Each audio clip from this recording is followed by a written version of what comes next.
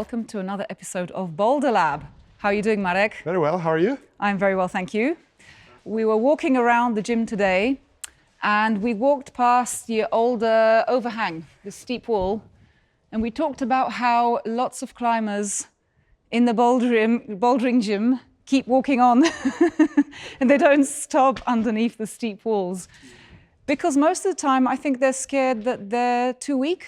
Yeah, especially upper part of the body, they scare about this one, huh? Yeah, my arms are too weak, so I'm bouldering today, but I refuse to go on the overhangs.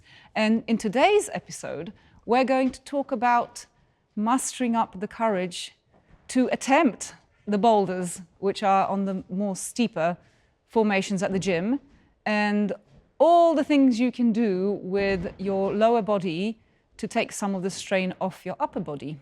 So here I am walking around the bouldering gym, turning my back to the steep wall and thinking, I think maybe I'm not strong enough to climb on this formation. But shall I try it anyway? I'll try it anyway.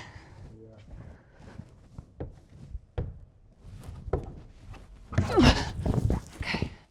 No, I'm definitely not. It's not my... Maybe I'll try from a different foot. I'm just not feeling it. And this is what happens all the time, because most of the time when people look at the steep formations, they're thinking about reaching up with their arms, but there are so many things you can do with your hips and your legs to take that strain off. So when I walked up to this blue boulder here, I immediately saw just a single foothold, my little volume flowing away. So I thought, oh, I'll do it this way. But look how far away my hips were from the wall, and how with my open hip position, I was doing everything I could to push them even further away from the wall. But what if I decided to approach this boulder problem differently, and I decided not to have an open hip position, but to twist into the wall? Look how close my hips are now. Even when I'm quite low, they're quite close. But I bring my hips up, pushing up from this leg here.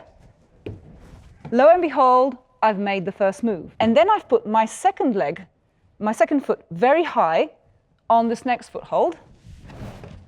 And I've made the next move from a very comfortable and a very big foothold. So what are the takeaways here? Firstly, think out of the box. If this position isn't working for me, because it's pushing me up, pushing me away from the wall, perhaps I could try and twist into the wall. The second takeaway is that footholds that at the beginning seem to be really, really high can in fact still be used. I've twisted, I've come up, I've put my foot quite high, and I've made the first two moves, which would have been impossible if I had just tried my first idea, and I'm done. I'm finished. I don't like steep formations. I'm leaving.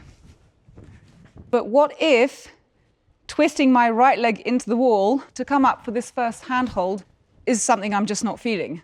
Maybe I have a tweaky knee. Maybe I just don't feel like this is my climbing movement. Okay, let's try from the other foot.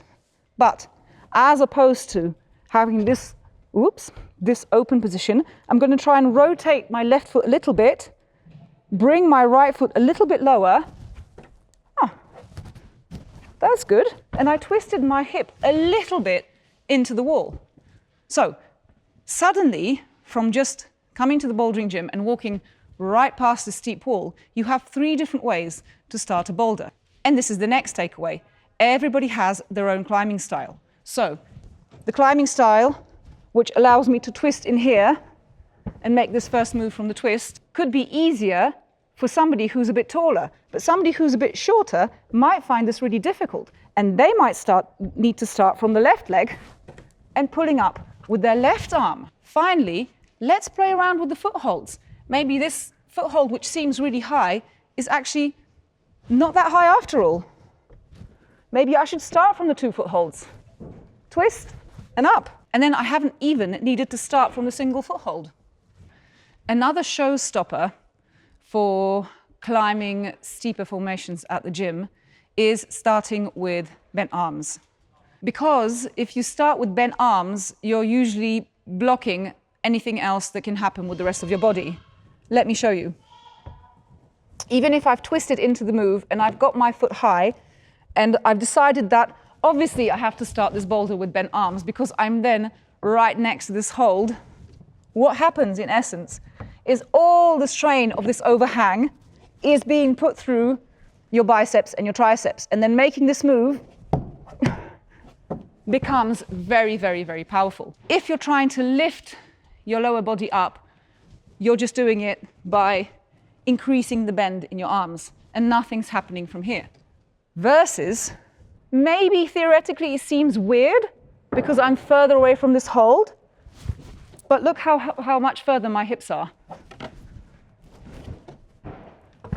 And then what's happened is I've managed to use my hips to propel myself to the next hold and put a lot less strain on my arms. Climbing overhangs often requires us to use our body momentum from start to finish. So another thing I would say is try and take a different approach to climbing the overhang than to climbing a vertical wall. So if I was climbing a vertical wall, I might make my movements quite slow, just so I can really feel like I can reach the next hold.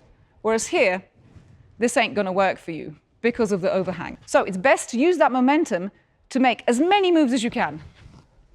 Low hips, twist it in, bring my hips up, and I've made that next move.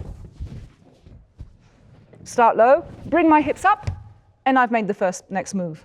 And if you're just not able to make that move, think out of the box. Think how else you can approach the boulder, how you can swap your legs, use different legs, twist into the right way, twist into the left way.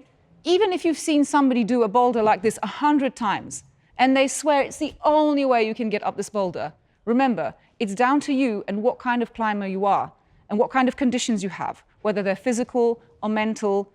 Play around with it. And if you have any question, or anything you'd like to see next on Boulder Lab, then please don't hesitate to drop us a line, and we'll try and fulfill your climbing needs. Bye. Bye. See you next time.